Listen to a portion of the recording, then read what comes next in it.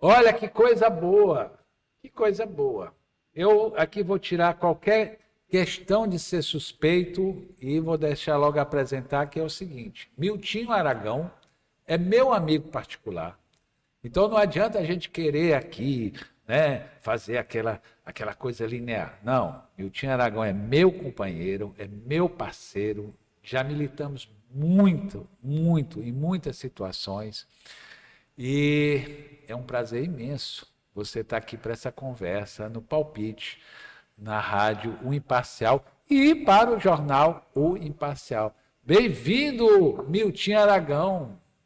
Muito boa tarde, Felipe Clã. Você sabe o carinho, a admiração que tenho por você, por este jornal que tem uma história muito bonita no Brasil. Estou do lado aqui de Assis Chateaubriand, foi senador pelo Maranhão. Uma Então, história muito é, bonita. E aí você já me pediu que eu cumprimentasse então nosso do jornaleiro, nosso lado porque aqui, aqui quanta responsabilidade está no manto sagrado aqui de Assis Chateaubriand. Chateaubriand. Abraço ao João, na nossa retaguarda. Uma alegria poder participar do palpite. Olha, deixa eu lhe falar uma coisa.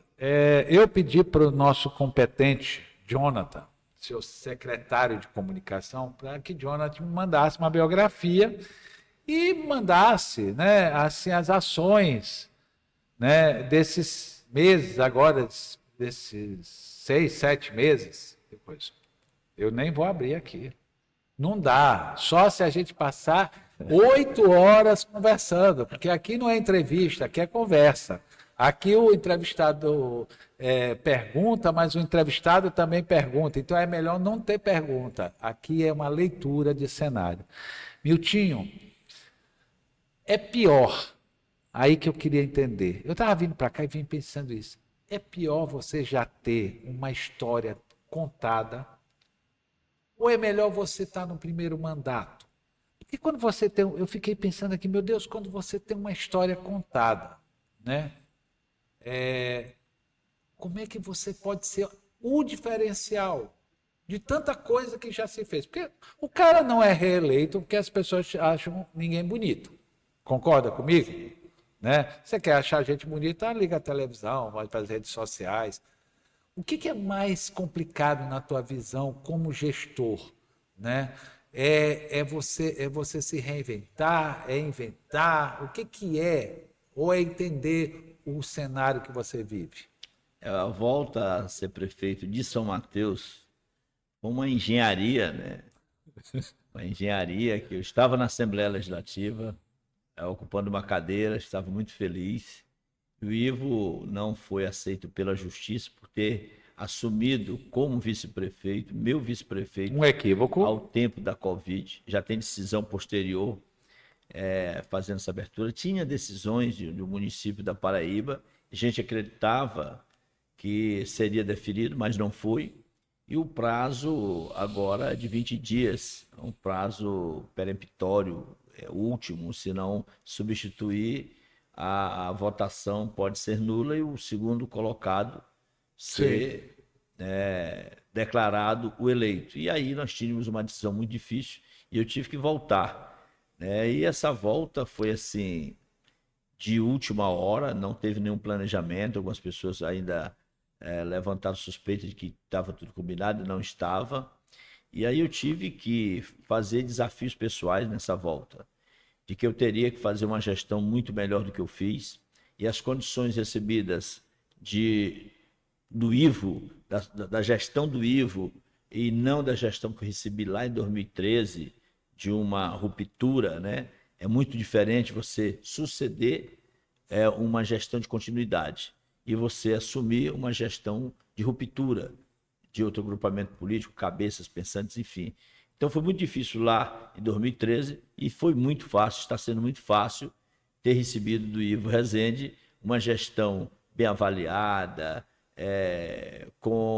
o financeiro bem planejado, com orçamento redondo, com uma equipe muito mais bem formada do que eu encontrei, que eu fui formar a equipe. É fundamental numa gestão você ter colaboradores que conheçam, que estejam empenhados, que estejam focados e que tenham compromisso com a gestão. não pode ter compromisso com os interesses de poucos, pessoais, porque senão fica muito difícil o gestor fazer o que pretende fazer com mais rapidez, com agilidade e com devolução e de entregas que a população precisa lá da campanha. E aí eu estou muito motivado, muito empolgado. Em 7 meses a gente também elaborou planos de ação, não vem do nada, tem que ter plano de ação. Fizemos o plano dos 100 dias. Para fazer o plano dos 100 dias, convoquei toda a população, sociedade, né, de eleitores e não eleitores, inclusive de adversários políticos, foram convidados a participar de uma audiência pública para poder indicar quais eram as prioridades nos 100 primeiros dias de governo. Cumprimos praticamente todas. Dos 100 dias, tiramos programas a partir dos 100 dias da experiência para lançar diversos programas. Primeira oportunidade, que é colocar o aluno lá da nossa rede dentro do município com uma bolsa, né, e ele poder, no horário que ele não está na escola, vir para dentro da gestão, conhecer a gestão, ter uma oportunidade, não é?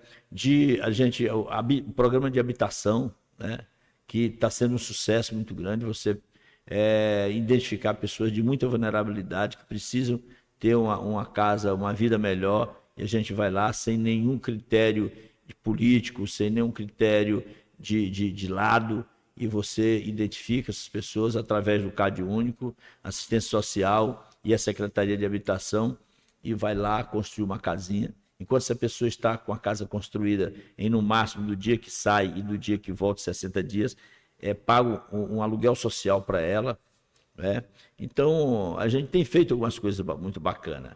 Aí, metas na saúde que a gente precisava melhorar, ampliação, reforma do hospital, implantação do nosso SAMU. Tive a honra de receber das mãos do presidente Luiz Inácio Lula da Silva uma ambulância, 2 ambulâncias lá em Sorocaba, representando todos os prefeitos do Nordeste. Foi um momento assim muito significativo para mim.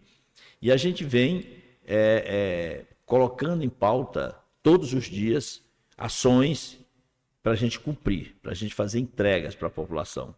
E elas estão acontecendo com planejamento, com uma equipe azeitada, com compromisso de fazer se efetivar este plano de ação, dialogando com a população, e a gente está inovando em muita coisa.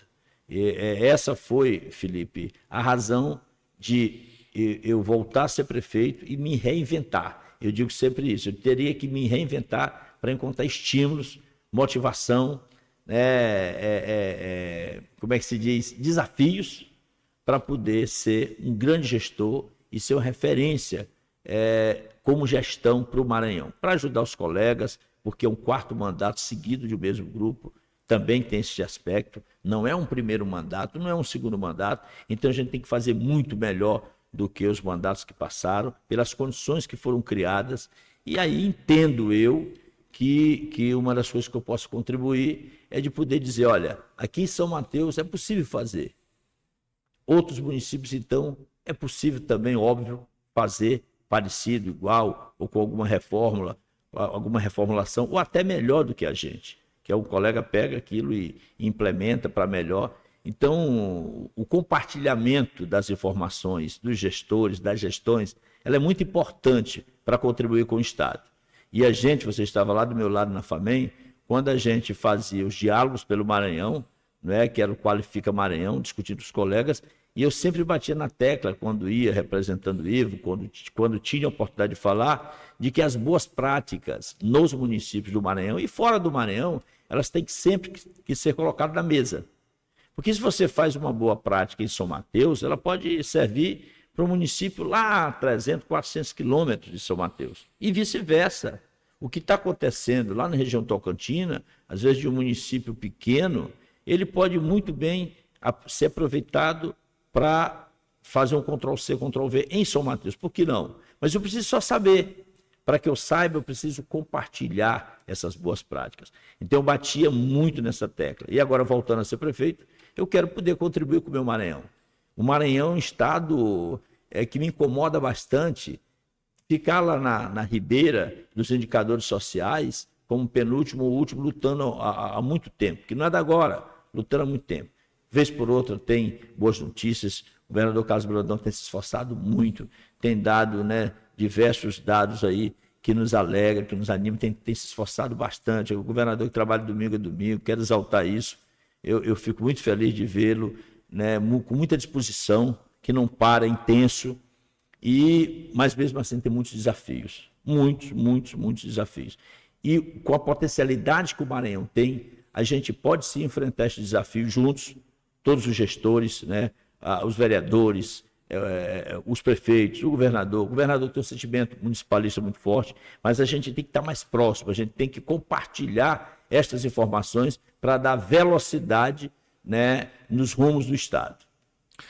Milton, deixa eu te dizer aqui, lembrando aqui uma coisa, né? Nós também tivemos o prazer, não só na questão da militância partidária do PSB, que nós já vamos conversar também sobre isso, mas eu tive o grande prazer de poder participar da gestão de você e do Ivo na FAMEM. Depois do Bigu, né, a convite, continuei, inclusive com uma articulação que depois eu soube que vocês estavam, porque eu já estava querendo fazer outros projetos, mas a gente não podia deixar o Bigu, né, até porque o Bigu não conhecia tanta gente e era necessário ter alguém que Forte abraço, querido amigo Bigu. Querido, Bigu é uma figura, né? Muito gente boa. Muito gente boa. E vai surpreender, viu? Tomara. Tomara. A gente torce muito por ele. Mas eu olhava muito na FAMEM, né, com todo respeito a todos os prefeitos, porque meu papel lá, cuidando da comunicação, era exatamente ser de todos, né? Mas eu olhava muito a tua fala. A tua fala era muito nesse sentido de que eles precisavam surpreender, né? E eu observo muito, né, será que eu estou enganado, que o Miltinho, quando teve que vir para uma campanha de 12 dias, porque a gente tem que registrar isso, né? Eu não sou muito bom de escrever livro, você sabe disso. Eu sou muito bom de escrever editoriais, matéria e tudo mais. Um dia eu ainda vou me sentar com o Milton Aragão e vou fazer o livro, né? Ele já me convidou para fazer e eu furei com ele, né? Mas a sua campanha foi uma coisa surpreendente, porque uma pessoa vir em 12 dias determinar, né, uma eleição ganha, porque nenhuma eleição é ganha, concorda? Ninguém ganha de véspera. Nunca, não existe isso. Tem sempre os riscos que aparecem pelo caminho. No meio do caminho tem todo tipo de fenômeno, entendeu? Mas eu observo muito que tu tem uma ânsia de fazer uma gestão em que o Maranhão todo consiga entender que os municípios podem ser o diferencial e que nacionalmente o Maranhão também pode ser uma gestão aplaudida. Vem aí uma gestão PSB, socialista, vem aí uma gestão que na próxima eleição o Lula ou quem for o candidato, né, possa entender que existe São Mateus nessa história, né? Vai ser uma alegria muito grande poder contribuir, como eu acabei de dizer, e deixar fincado algumas ideias que possam ser compartilhadas. Agora mesmo eu estou com mais um desafio em prospecção, que é o programa Analfabetismo Zero. Né? E eu identifiquei que nós temos pouco mais de 6 mil analfabetos na cidade. Estou levantando os dados. Qual é a idade? Já tem essa idade? Não. Diversificada. E aí eu estou com o programa praticamente fechado, com uma equipe fechada, para nos 4 anos lançar já o analfabetismo zero em São Mateus. É um grande desafio para poder projetar isso, para incentivar outros colegas. E com critérios. Isso me veio muito também de quando nós estávamos na FAMEM, toda uma matéria negativa em relação ao Maranhão, o Tribunal de Contas chamando prefeitos, fiscalizações pejorativas, e isso foi um momento muito ruim em relação ao EJAI, que é o ensino de jovens, adultos, idosos e tal, EJAI. E aí me veio na cabeça que a gente tem que fazer algo diferente que possa tirar essa mancha e colocar algo que seja belo, bonito e exemplo para o Maranhão, para o Brasil, ao invés dessas más notícias, fantástico e tal. E aí o que eu estou fazendo lá? Eu identifiquei que a maior dificuldade de você deixar a pessoa na sala de aula, o idoso na sala de aula, e aprender e sair de lá alfabetizado e feliz, é que ele frequente, que ele permaneça na sala de aula, todas as aulas que estão combinadas com o professor, né, com o município. Então ele tem que ter uma motivação. Então a gente vai colocar, isso vai ser divulgado, um pacote, não é 1, 2, 3, são vários critérios de motivação para que ele não saia da sala de aula, para que ele tenha motivação e diminua ou praticamente zere a evasão escolar. Eu quero zerar a evasão escolar, é um grande desafio. E aí eu já dou aqui um espólio disso aí, é que você vai ter premiação mensal para a família dizer, olha, você não pode sair porque nós vamos concorrer à premiação mensal. Vai ter formação para a família, nós temos lá o CVT, Centro Vocacional Tecnológico, que é um centro só de formação permanente, né? Você incentivar alguém a ter acesso ao curso, e você ter prioridade nos empregos terceirizados, nas empresas que estão chegando no município, nas construções, você ter filhos ou netos em prioridades e participar de escolinha de futebol, de handebol, acesso a essas atividades, né? E o acesso na habitação. O transporte vai ter também, ir e Se vir, tiver que é dificuldade, tudo está sendo pensado. Que o Instituto já está com esse processo, inclusive atendendo N áreas em ir e vir das pessoas. Perfeito. Né? E dentro do que a gente está fazendo, você agregar valor ao que a gente já está fazendo. Por exemplo, a habitação. Que ele também participe, que tenha prioridade sobre escolhas de melhorar a sua habitação, que já é o programa que nós temos, que é o programa Minha Casa Meu Lar. Tudo isso ele concorrer, ter acesso, né? E outros mais. Ele não vai para a escola porque ele identificou que ele tem um problema de vista, ele não tem condições de pagar o médico. Então a saúde entra lá e vai providenciar o óculos, o oftalmologista para consultá-lo, acompanhar. Se ele tiver um problema de enfermidade... Ou seja, ele é um núcleo que faz o IMA, que atrai todo o processo. Toda a atenção. Isso é interessante. Né? Vamos fazer as buscas ativas para que coloque ele na sala de aula. Então, se eu conseguir isso aqui, vamos conseguir, se Deus quiser, nós vamos dar um exemplo de que o dinheiro que entrou disso aqui, ele saiu pelos dedos, pelo ralo, não sei o que, ele não produziu efeito. Lá, pelo contrário, ele vai produzir muito efeito. Eu quero dar visibilidade, abrir para todo mundo ver, não é? E servir de exemplo, um exemplo bom. Então são essas coisas que a gente, numa gestão municipal, pode mudar a vida das pessoas. É o que me motiva todos os dias, Felipe. Me dá muita força para enfrentar os desafios. Porque na gestão municipal, você consegue mudar os destinos das pessoas. Você consegue mexer na vida de toda uma sociedade. E as pessoas são nos municípios. A gente sabe esse velho discurso, mas é muito certo isso. Ninguém vive no Estado. Né? O governador é o grande gerentão dos recursos, tudo, mas as pessoas não moram no Estado. O presidente da República é o gerentão maior dos recursos, que segura a maior bolo das arrecadações, mas ninguém mora na União. Você mora no município. Você mora em cada unidade federativa deste país, é no município, onde tudo acontece. E quem decide é quem está lá na ponta. Né? Os vereadores são muito importantes, o prefeito é que vive o dia a dia com as pessoas e que você tem que resolver. Então, identificando estes problemas que são diários, desses indicadores que afrontam a gente, que às vezes envergonham a gente pode contribuindo em cada município e juntando esse colegiado de prefeitos, você transforma, você muda os destinos do Estado, você melhora a vida das pessoas e, consequentemente, na hora que for avaliar os indicadores sociais, esses indicadores vão mudar. Então, esse é o desafio que eu tenho me motivado muito, estou muito focado. Essa semana mesmo, quando eu entreguei o hospital e entreguei... Nosso querido Rubão estava lá, viu?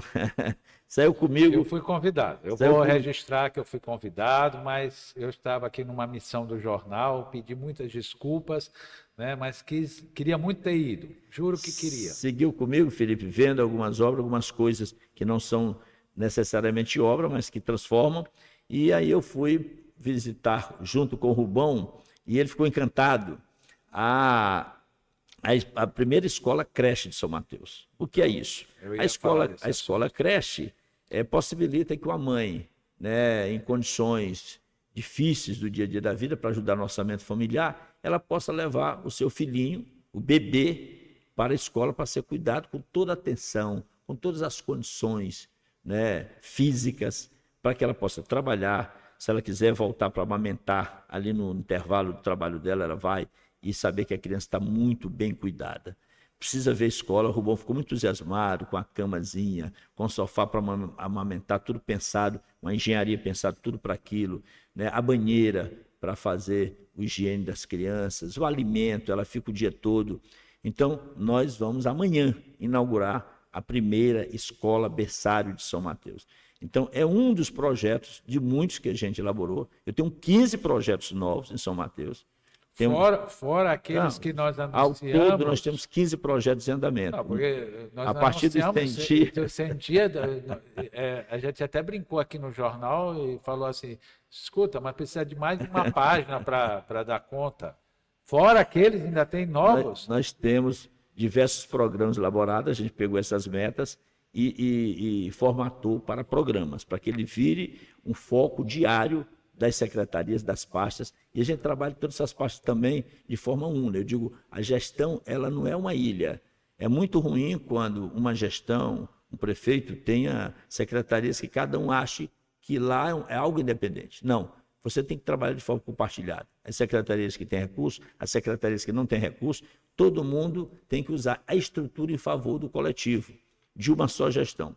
E aí, amanhã, que é uma semana após a inauguração do hospital e a inauguração da base SAMU, entrega de 7 viaturas, 7 ambulâncias de uma vez só, novas à população, renovamos já a frota praticamente toda, entregamos com essa pertinho de 30 veículos que nós entregamos em 7 meses, e aí nós lançamos uma ideia lá que me veio na cabeça, que é de inauguração por semana. Então, a partir de amanhã, eu tenho que inaugurar até dezembro a Universidade da Cidade. Toda semana, ou eu inauguro uma obra, ou eu lanço uma obra nova. Até dezembro, por semana. E eu já tenho as condições, o número... Olha, para nós que estamos aqui na capital, a gente pensa que isso já está acontecendo, porque quem olha as redes sociais de vocês, ou vocês são muito competentes, ou realmente, porque a gente não consegue ter um dia de paz. É São Mateus, São Mateus, São Mateus, São Mateus. Que sirva de elogio, não tô criticando, mas... Eu entendia que toda semana tinha uma obra, tanto que eu sempre brinquei, né? Inclusive, quando vocês estavam lá na FAMEM, eu uma vez fiz uma nota na coluna dizendo que era humanamente impossível a gente conseguir acompanhar a gestão, né? Ivo, Miltinho lá na FAMEM. Eu nem estava lá. Ivo tem me ajudado muito. E aí, praticamente há um mês e meio, a gente tem, de fato, quase que semanalmente, inaugurado obras, e nos deixa muito feliz. Entregue algum instrumento importante para a cidade. E aí eu resolvi lançar, né, com a inauguração do hospital semana passada, com a presença de muitas autoridades, colegas prefeitos, e fiz o levantamento prévio. O desafio é que até dezembro, que é o aniversário da cidade, São Mateus faz aniversário dia 26 de dezembro, toda semana até lá, se Deus quiser, e nossos colaboradores, todo mundo estão empenhados, reunimos para isso, nós vamos inaugurar por semana uma obra. No mínimo, uma obra será inaugurada ou lançada uma obra importante para São Mateus. Olha, Milton, eu quero te dizer o seguinte, nós fizemos o AgroSamas, esse rodapé, né?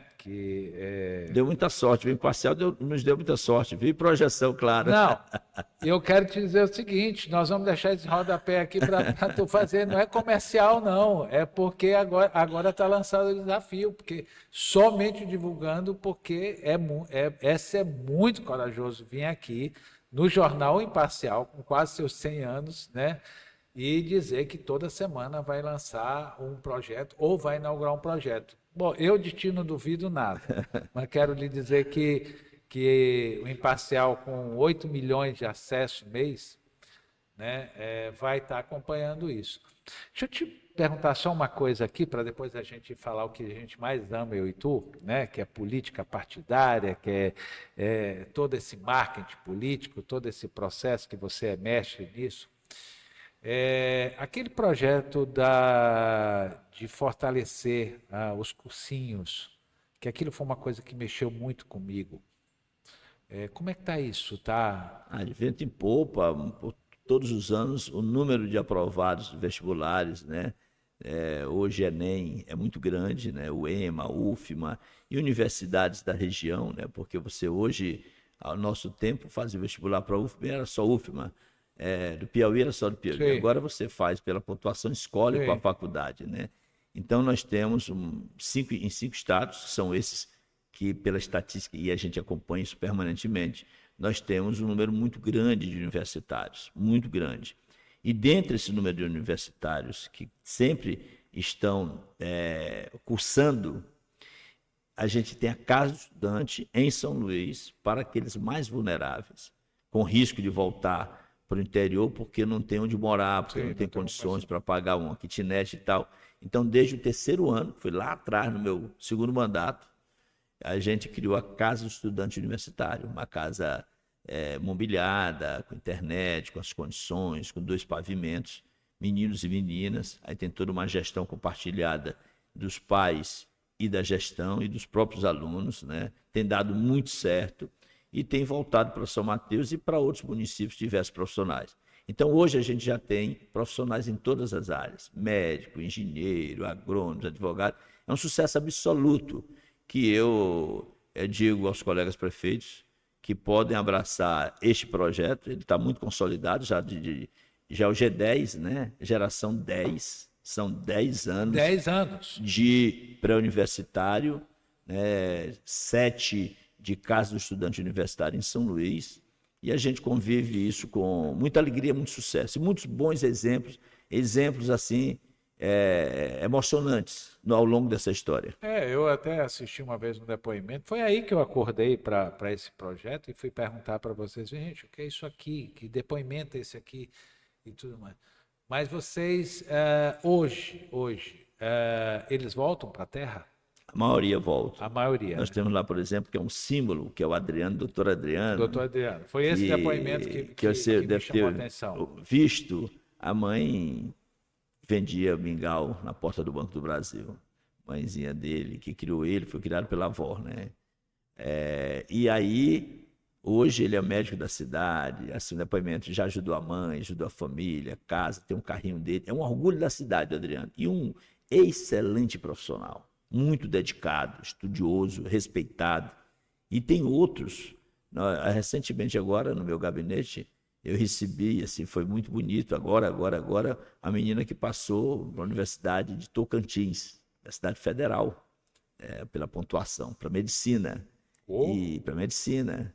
E a mãe fazendo assim um depoimento de muita dificuldade para poder... porque aqui nós temos a casa, mas não temos em Araguaína, no Tocantins. E aí a gente viu lá uma forma de incentivá-la, né? Criando condições para ela poder ter um emprego, né? Dentre os que surgiram terceirizados do município, para poder ajudar, né? No orçamento da formação da filha. Muito humilde a família. E a filha lá passou no vestibular, passou no Enem, egressa do pré-universitário nosso.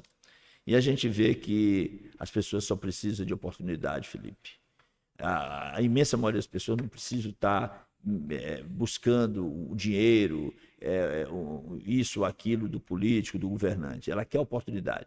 Se a gente usar o poder público para colocar na mesa a oportunidade, as pessoas sabem o que fazer dela e dar continuidade à sua vida, e vencer na vida. Isso tem ocorrido com muita frequência em São Mateus a partir de exemplos como este. Então, nós hoje...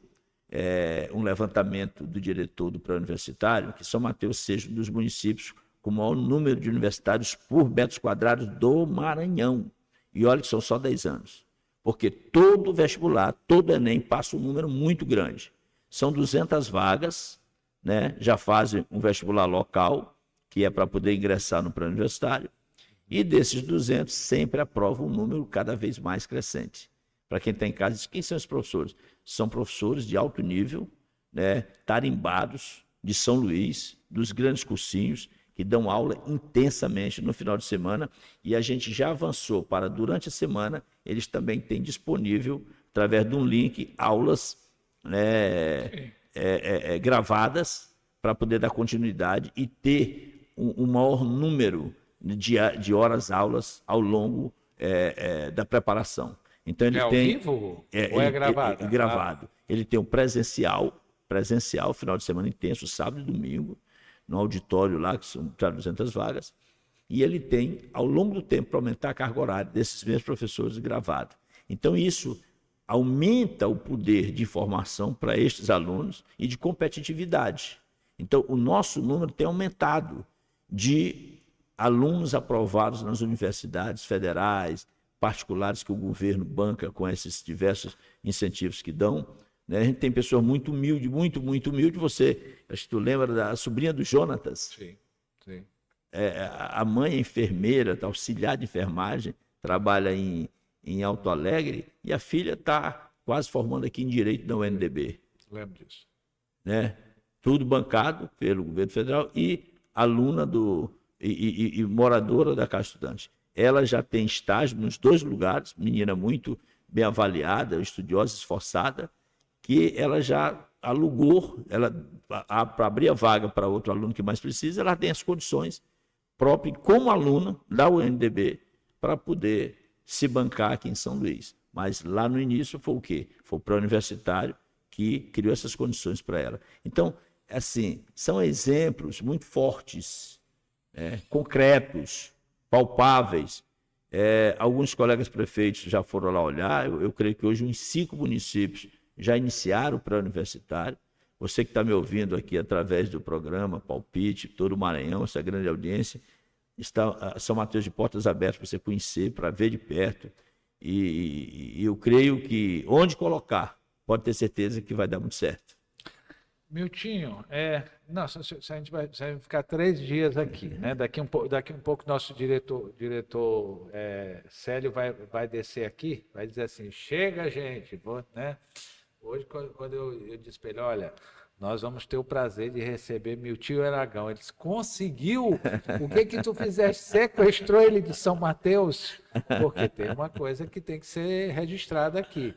Você quer encontrar Miltinho Aragão? Vá para as ruas de São Mateus que você encontra Miltinho Aragão. Eu gosto de ir para as ruas de ver as obras. Todo dia eu digo, Miltinho, né? Diga-se de passagem, sua esposa me ajudou muito agora, desta vez, para poder raptá-lo. Mas eu sei que você já está indo embora hoje, né? Sim, porque sim. Amanhã... Tem essa inauguração às 9 horas. E eu quero muito te agradecer. Mas o que eu queria ir contigo é essa leitura, né? Deixando um registro antes de passar para a questão da política partidária, é que eu vejo muito o Maranhão, as pessoas querendo acreditar. Sabe, Milton?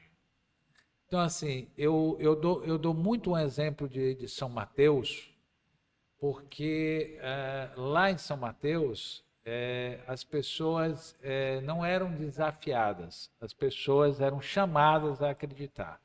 E isso é uma relação muito interessante, que muda muito, né, o ser. Eu lembro de São Mateus, né, não interessa nomes, não interessa coronéis, nada disso, mas São Mateus que era o lugar dos ônibus que os meninos subiam para ir cortar cana. E não era lá dentro escondido, não, era na pista, a gente passava na pista. Nessa época eu viajava muito o Maranhão, né? É uma verdade absoluta. E hoje... Tem mudado bastante com a abertura destas oportunidades, especialmente para a juventude. Você tem uma gama de jovens universitários. Você tem emprego em São Mateus. Você tem geração de emprego, você tem empresas chegando, você tem... Eu só faço uma abertura aqui para dizer uma coisa importante para o Maranhão. Nós hoje estamos na linha de ser um dos municípios celeiro agrícola do Estado, uma nova fronteira agrícola a partir também de acreditar no potencial de São Mateus do Arroz e motivar os municípios circunvizinhos. Nós, recentemente, a partir do AgroSamas, teve um desdobramento muito positivo, um campo experimental que estivemos ontem com o Benedito Mendes, um grande incentivador da produção no Estado, um homem assim, de muita visão, e ele foi ver o campo experimental de soja. Além do arroz, o arroz está consagrado, ninguém discute mais a potencialidade do arroz, mas ele foi ver um campo de soja, gergelim, milho, não aprendi nem o nome desse gergelim e o milheto.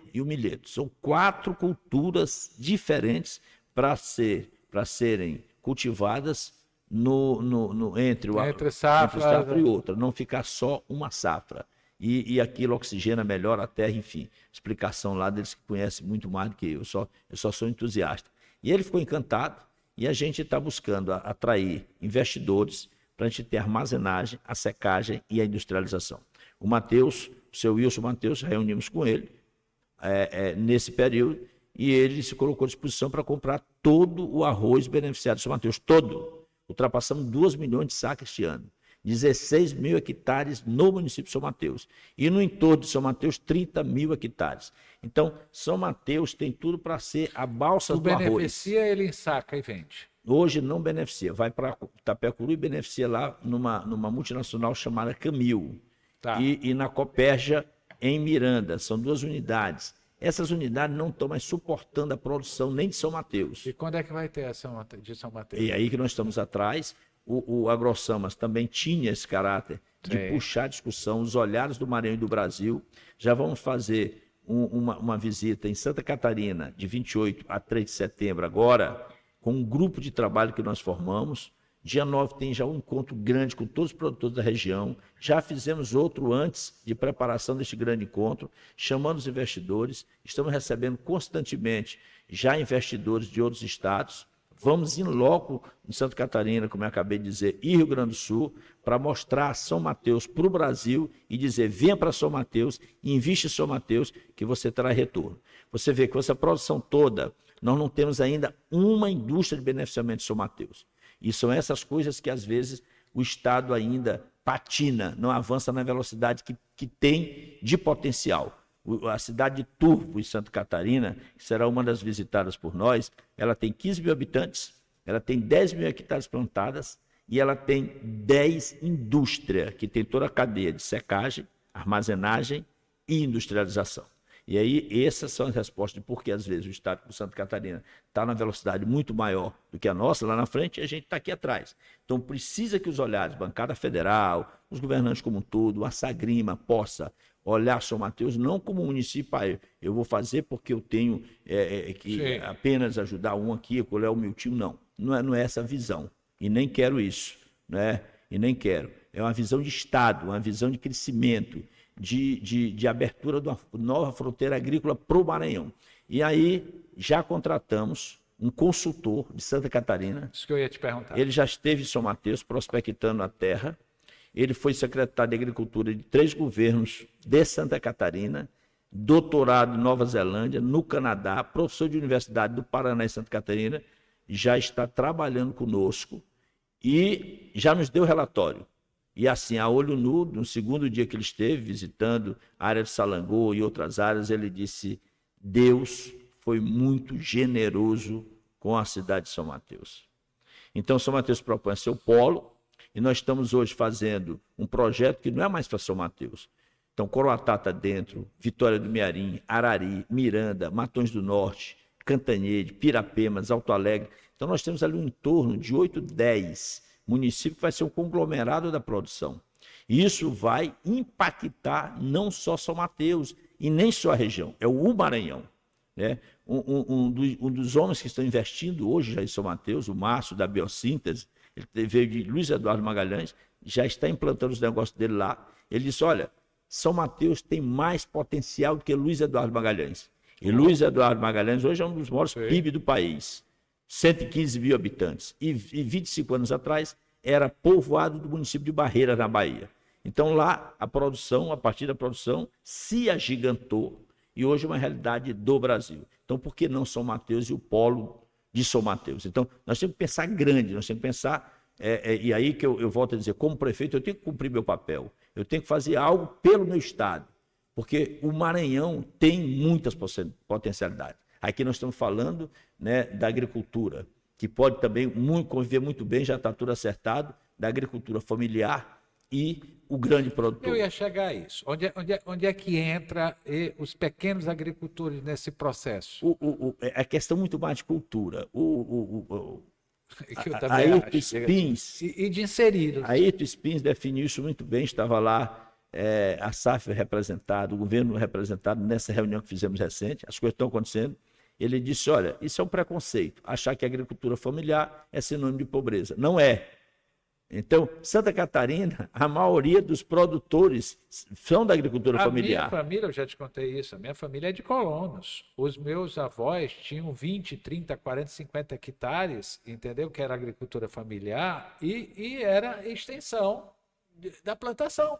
Sim. Igual a todos os grandes que estavam lá do lado. E com rotatividade. Sim. Eu fui almoçar domingo agora em um produtor em São Mateus, fiquei encantado em São Mateus, e que eu não tinha o conhecimento. O cara lá tem 70 hectares, ele tem a piscicultura, o peixe, ele tem a criação do carneiro, ele tem o milho para ração, ele tem o arroz e o gado. Tudo isso em 70 hectares, ele faz a rotatividade.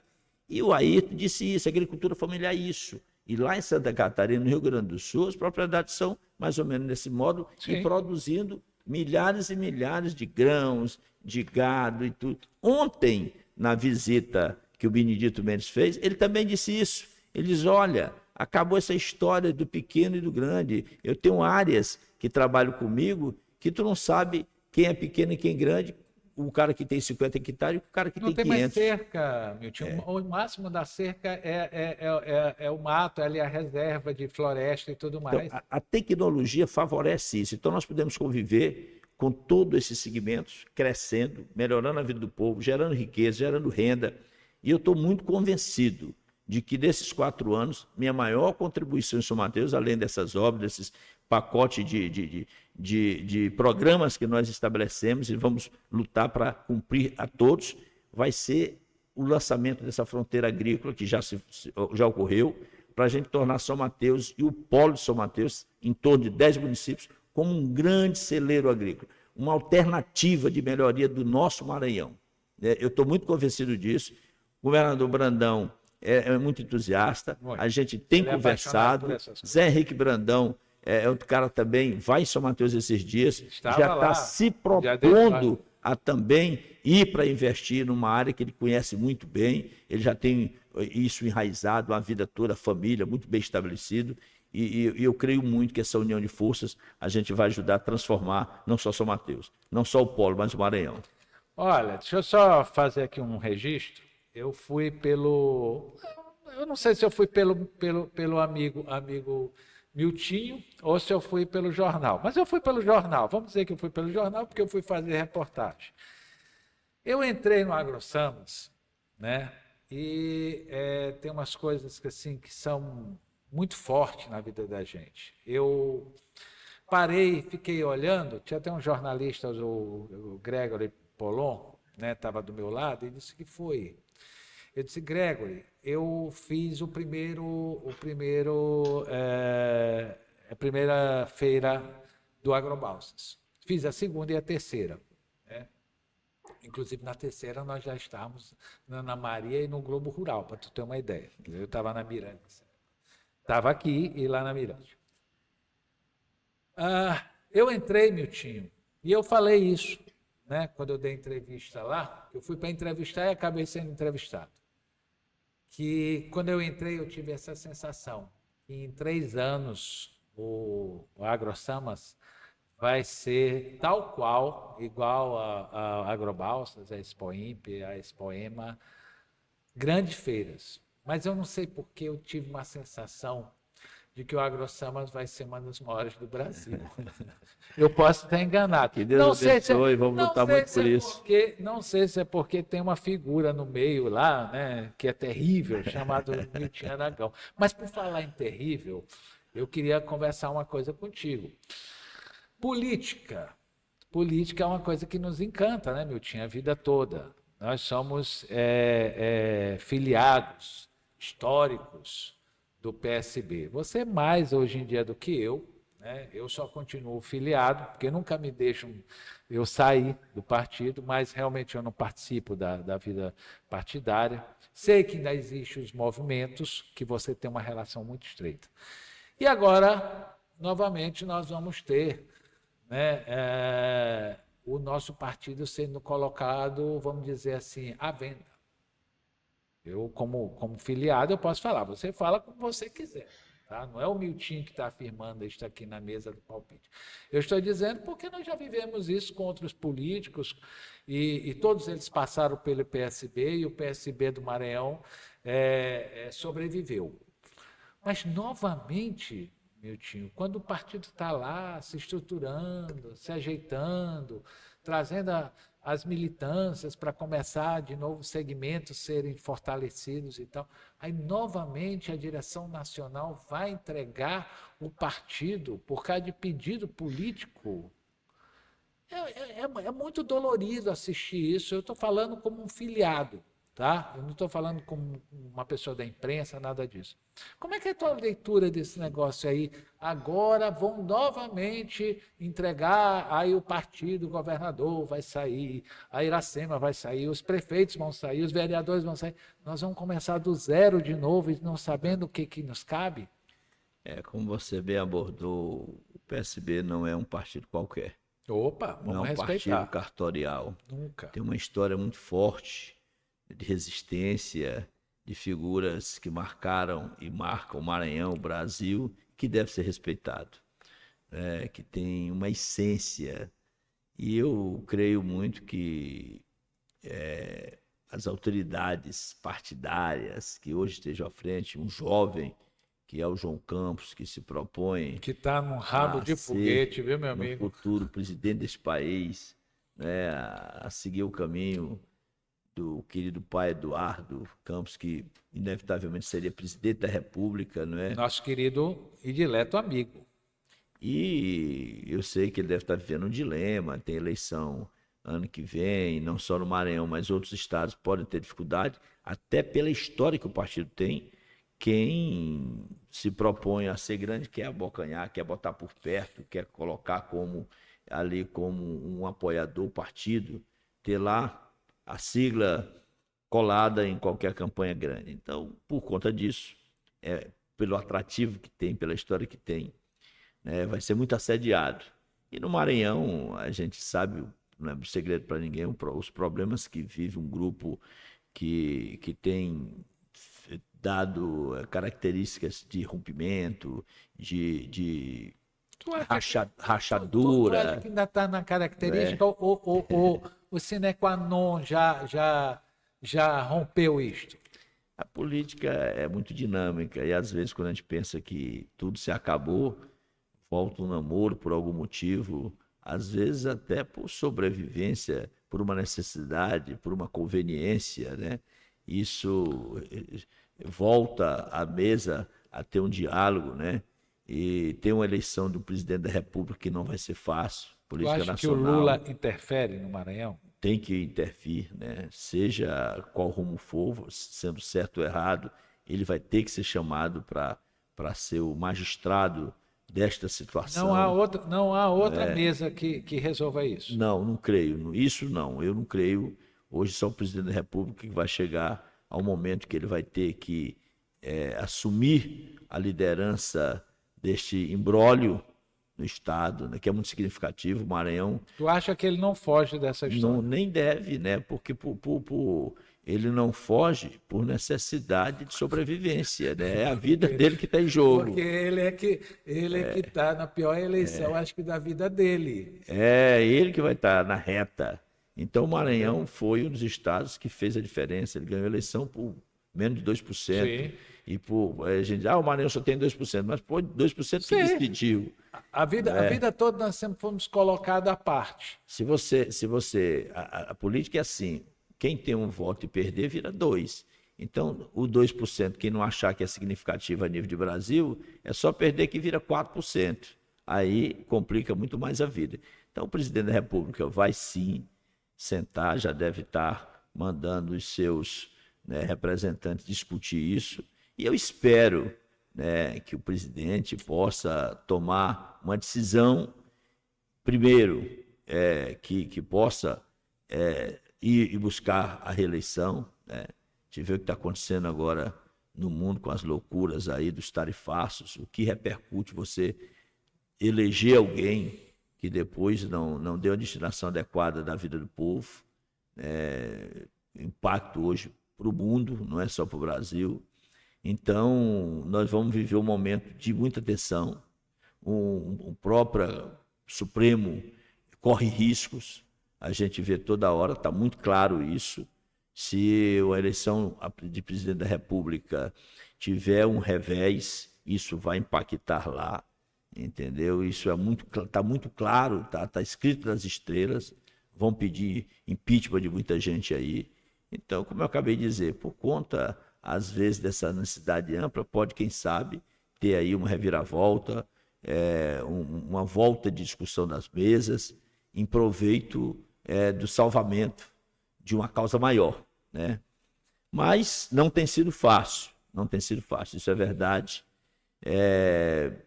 Grupo político que venceu as eleições desde 14, às vezes não para pensar isso, né, Felipe?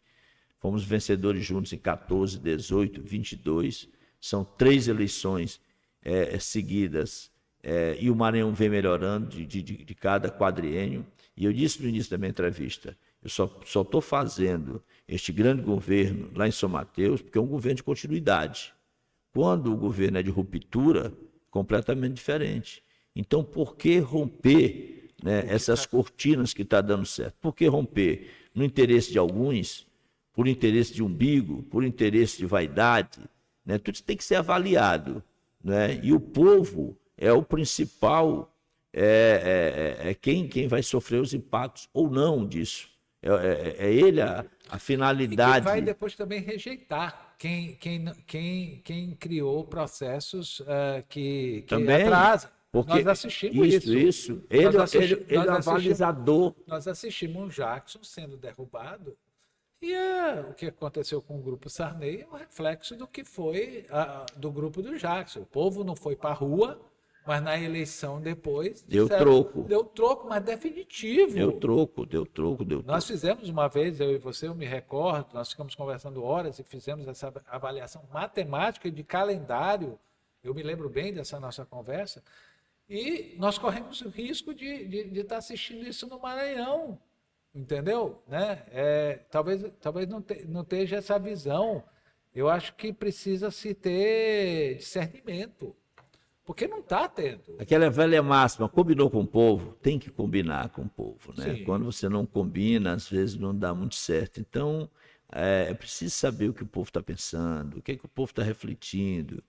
Então, Não é essa coisa de pesquisa também, né, meu não. Tu é um profissional eleitoral. Deixa eu até esclarecer aqui para as pessoas que não sabem. O Miltinho tem o escritório mais competente, né, do Maranhão e um dos melhores escritórios do Brasil na área de marketing, de conselho. Eu digo que não é nem marketing, é conselho político, que isso é uma arte. A arte de dar conselho na política, entendeu? É um negócio fantástico. É melhor do que todas as universidades e tudo mais. Você tem que entender de tudo, né? E você tem que ter os melhores profissionais. E você tem um melhor escritório, né? Perdão, eu perdi o nome. Né? Método.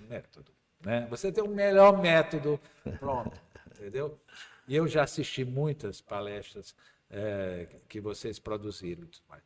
Mas eu fico vendo, Milton, que as pessoas não estão olhando isso. Eu estou falando das pessoas da política. Aqui no Jornal Imparcial, nós temos uma determinação que você precisa ter fala, você precisa ter direcionamento e você precisa ter decisão em não só falar do fator, mas falar quem está fazendo os fatores, assinar o nome das pessoas. Se é jornalista, você sabe o quanto pesa processos contra jornalistas.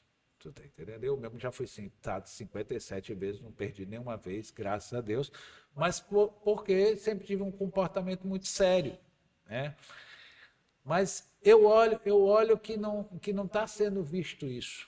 Quer dizer, ao mesmo tempo, quando se cria um tipo de uma situação dessa, você observa o que acontece. Hoje, nós temos você que foi o principal junto com o Rubão, né? Eu estava contando para João aqui, antes de começar o programa, antes de você chegar aqui no nosso estúdio, que você e Rubão, né, foram as principais peças da campanha de Carlos Brandão, numa simples questão. Você tinha um governador, um pré-candidato, com 4%, acho que, não me lembro se ele tinha 17 prefeitos, acho que nem isso tinha, entendeu? Que a gente tinha certeza, né? E uma semana depois, ele tinha 70%, ele tinha não sei quantos por cento.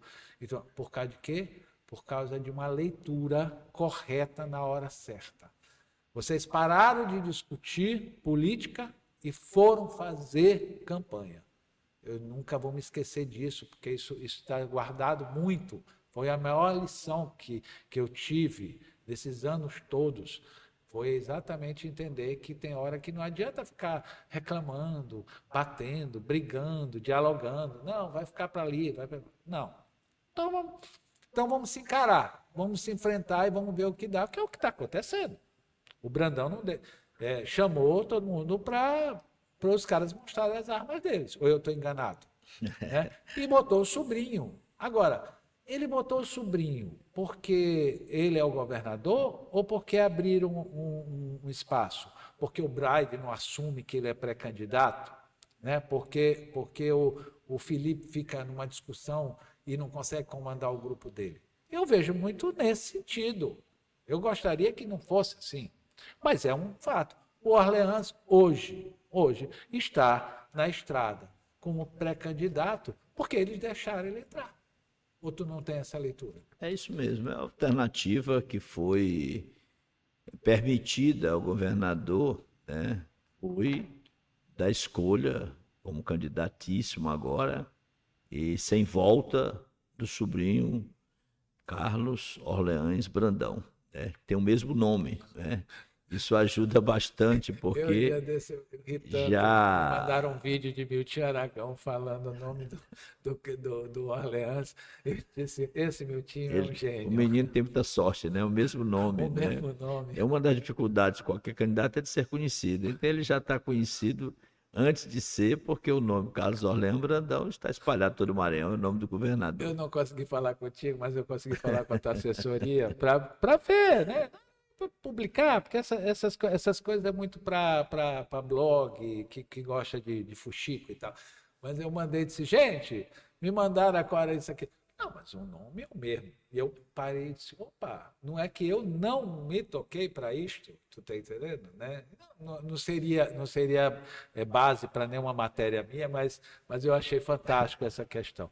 Tu acha, então, que é irreversível a campanha do Orleans? É irreversível, candidatura não tem... Como é que tu está olhando hoje a candidatura dele? O interessante assim, desse momento, fazendo uma leitura, é que quando o Brandão era, então, pré-candidato, tinha um nome de peso ao lado, que era do Everton, e os dois do mesmo grupo, Sim. Que não é o caso agora. Então ele teve muito pouco tempo para se efetivar e crescer e virar o candidato competitivo, e não é o caso do Orleans. O Orleans já tem muito mais tempo, muito mais esteira para isso, né? Um ano antes, em relação ao tempo do governador Brandão, ele já é o candidato, e com a segurança que todo candidato precisa.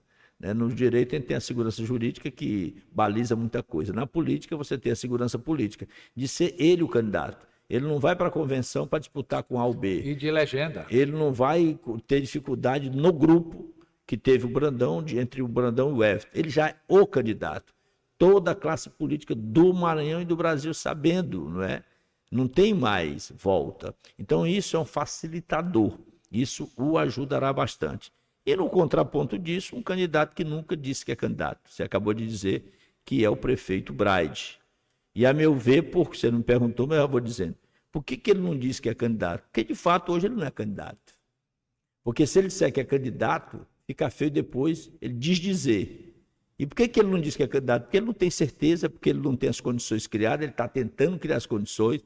E isso ele está perdendo tempo, está perdendo terreno, está perdendo aliado. Perdeu agora mesmo o deputado federal Aloysio, um grande aliado. Perdeu E o está Aloysio. uma quantidade de prefeitos. 24. Está perdendo outros aliados e vai perder. Por quê? Por causa da segurança jurídica, por causa da segurança política, que ele não tem. Ora, se ele não, no mês de julho, ele não diz para ninguém que é candidato, por que que o aliado vai ter que dizer e vai ter que se afirmar e se comprometer com a candidatura dele? Não tem motivo. Então isso tem uma razão. Ele é prefeito, ele tem que se desincompatibilizar por força de lei lá no final de março, começo de abril. E para ele fazer isso, anunciando 7 meses antes, o governo dele também começa a ruir, começa a desaparecer. Né? Começa... Deixa de ser. O prefeito, o gestor e os senados outros começam a ter desdobramento, os compromissos têm que ser feitos no outro dia.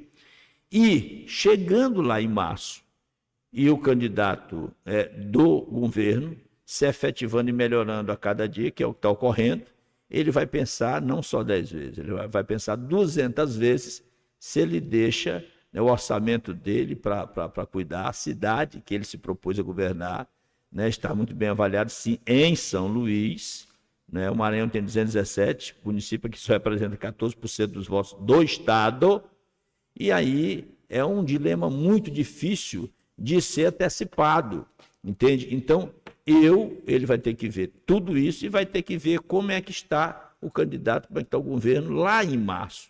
Então, são muitos porém, são muitas incógnitas. E isso dificultará bastante a tomada de decisão dele. Eu creio que ele não sai. Ele fica para cumprir o mandato dele. Olha, então está muito difícil o Felipe encontrar lastro para conseguir segurar o navio dele, porque as tempestades que ele está vivendo, é uma pessoa espetacular, preparadíssimo, pessoa querida por todos nós, mas eu observo que enquanto eles continuarem com essa questão que tem afastado inclusive os políticos, né? A gente conversa muito com os políticos aqui, e os políticos têm dito isso. Olha, essa coisa agressiva contra o Brandão, entendeu? Nos causa temor, entendeu? Porque, e aí? E se a gente não concordar com eles, eles vão nos tratar desse jeito? As pessoas são muito simplistas, né? Nesse tipo de pensamento. Olha, Miltinho, deixa eu te dizer, eu não vou nem te perguntar se tu está na campanha do Orleans, né? Mas se você quiser responder, você fique super à vontade. Eu não fiz isso com o Everton, mas não precisa nem perguntar, porque todo mundo sabe, né, que vocês são os melhores conselheiros hoje, né? Iracema, você, o Everton, né? Mas eu vejo que as pessoas precisam entender que tem pessoas muito mais competentes e inteligentes comandando as campanhas do que esse oba-oba, do que esse eu quero voltar a pisar nos tapetes do palácio. Isso me causa muita tristeza. E ainda lhe digo mais, vivemos épocas de perseguição, eu e você. Né? A gente não fica aqui usando isso para dizer que a gente é da política, né? Que até porque a gente é da política há muito tempo. Mas nós vivemos os tempos de perseguição. E nem por isso nós deixamos de ter relações com as pessoas, nem por isso nós ficamos com mágoa das pessoas, né? Mas nós não queremos mais isso. Eu acho que o Maranhão não precisa mais disso, né? Porque o Maranhão é muito maior do que os políticos hoje em dia, né? A população entendeu e vem entendendo a cada dia mais o que é votar. Você precisa de microfone para que você coloque o que você quiser, meu querido e bom amigo Miltinho, viu? Fico muito feliz em poder ter essa conversa muito rica com um querido amigo, um dileto amigo que conhece muito dos caminhos da política, que tem uma trajetória muito bonita, muito bela, de vivência, não é só teoria, da vivência, que é o Felipe Clã. Um orgulho poder vir ao programa Palpite, que está bombando aí, né? Todo mundo quer depois o povo tem reclamado que quer todo dia o programa Palpite. Deixa eu até dar uma explicação aqui, meu time, porque hoje mesmo eu recebi não sei quantas reclamações, não foi sugestão, foi reclamações. Eu queria explicar o seguinte: o programa Palpite veio exatamente para nós podermos fazer a entrevista para o jornal impresso e para o nosso online, com 8 milhões de acessos. Entendeu? Então, o Célio, que quer construir aqui uma TV, quer construir a rádio, que já está encaminhado todos os processos, né, mas tu sabe que isso é demorado para a gente conseguir tudo isso, né, ele entendeu que a gente tinha que fazer uma entrevista por Foi uma semana. excelente ideia. Todo mundo fica querendo ver o palpite, quer ver, É, ler e tal. E aí... pois é. E você veja, Miltinho, lembrando, Miltinho é jornalista também, é advogado, policial, não sei mais, eu não sei mais nem o que Miltinho não é. Pai, marido. Isso aqui é um fenômeno. É impressionante. Nós temos 8 milhões de acessos, mas sai nessa capa aqui, sai na página política, é a semana toda alimentando a imprensa, né? Então, assim, nunca vai, se depender do imparcial, Vira pauta, né? nós não temos culpa. Tu está entendendo? Só que assim, tem a turma que é altamente competente, que está todo santo dia, né, fazendo entrevista, mas nós não. Essa entrevista aqui é a entrevista da semana, é a entrevista para a capa do jornal e para a página política do jornal impresso e da online. Tá? Olha, deixa eu te falar, tu não vai escapar não, tu vai vir mais vezes aqui. Nem que eu tenha que te sequestrar, tá? Minha amiga, Pode sua me esposa vai me convidar, que estarei ajudar, sempre que me chamar. entendeu? Estou sentindo falta de Rubão, ainda não veio. Um dia desse ele vinha, no dia daquela entrevista polêmica, só que era o dia do São João, aqui do jornal. E aí não tinha como entrevistar nosso amigo, e o nosso amigo John e nosso amigo Ricardo até hoje me agradecem, né? Inclusive os analistas brigaram comigo e disseram, pô, Cléo, tu podia ter dado para a gente, tu passaste tantos anos aqui nos analistas, mas não foi. E foi uma entrevista pesada, né? Olha, Rubão quando quer, Rubão e Miltinho, né? Não é só Rubão, não, Miltinho também. Meu amigo querido, referência, tenho compreensão de ser um camarada que tem dado grande contribuição em diversos governos, ao Maranhão. É de uma sapiência se fora do comum. Absurdo. Absurda. Né? Quero ser sempre amigo do Rubão. Eu brinco muito e digo assim, quando o Rubão olha para mim, nesses 30 anos que a gente caminha junto, né? Quando ele diz, seu Felipe, eu já sei que ele vai me dar um nó. Quando ele me pergunta alguma coisa, eu já me faço de burro, porque eu já sei que ele já tem a resposta. Então é melhor não tentar com o Rubão. Meu querido, obrigado. Eu que agradeço. O Jornal Imparcial, a rádio ou Imparcial, né? O nosso online, nós ficamos lisonjeados de ter um político do seu nível, da sua competência, né? E eu posso dizer aqui, um mestre na arte de fazer a diferença. Bondade sua, que é meu amigo. Ô, querido, obrigado. Obrigado, Vitinho. Muito obrigado, Imparcial, a Célio, ao João, a você, Felipe, todos que fazem este jornal que orgulha todos os maranhenses e os brasileiros. Obrigado.